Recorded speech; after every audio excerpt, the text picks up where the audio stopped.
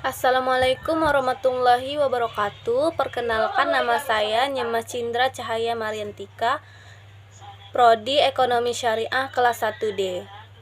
Di sini saya akan menjawab soal UAS dari mata kuliah pengantar ilmu ekonomi. Soal yang pertama, jelaskan apa saja permasalahan ekonomi secara makro dan apa penyebabnya.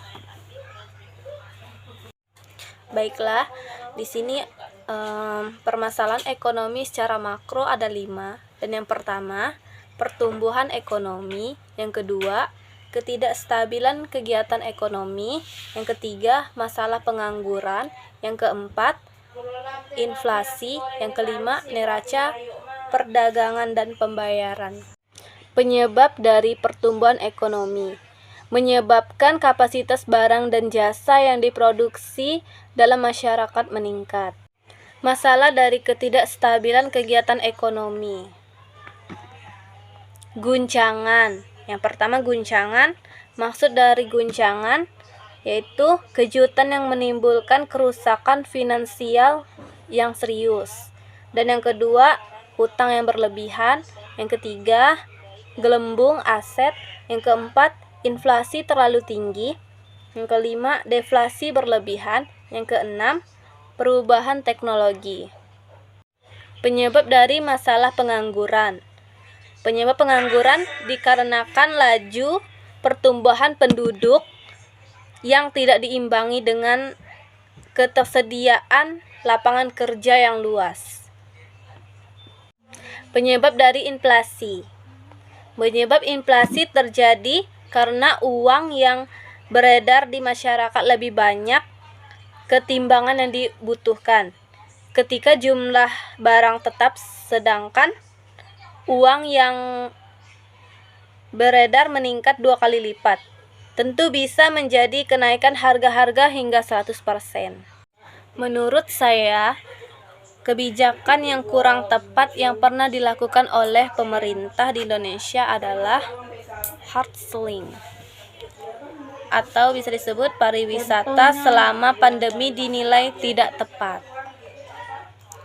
Karena pemerintah saat ini gencar mendorong sektor pariwisata Indonesia kembali menggeliat di tengah pandemi COVID-19.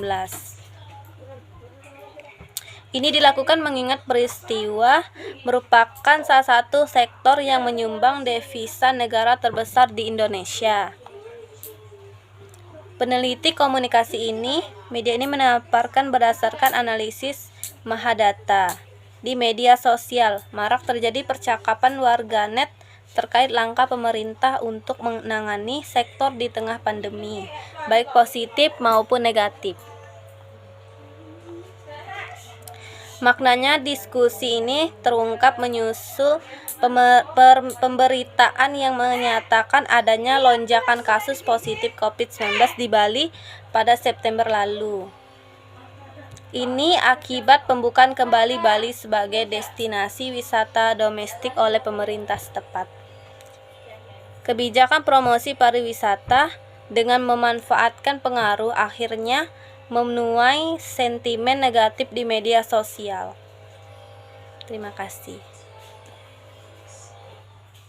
Energi bersih dan terjangkau, pekerjaan layak dan pertumbuhan ekonomi, industri inovasi dan infrastruktur, berkurangnya kesenjangan, kota dan pemukiman yang berkelanjutan, konsumsi dan produksi yang bertanggung jawab, penanganan perubahan iklim, ekosistem lautan, ekosistem daratan, perdamaian, keadilan dan kelembagaan yang tangguh, dan kemitraan untuk mencapai tujuan.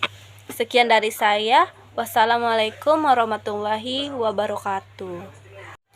Komentar saya di sini setuju karena peran mahasiswa dalam menyongsong SDGs guna menyejajarkan Indonesia dengan negara-negara maju.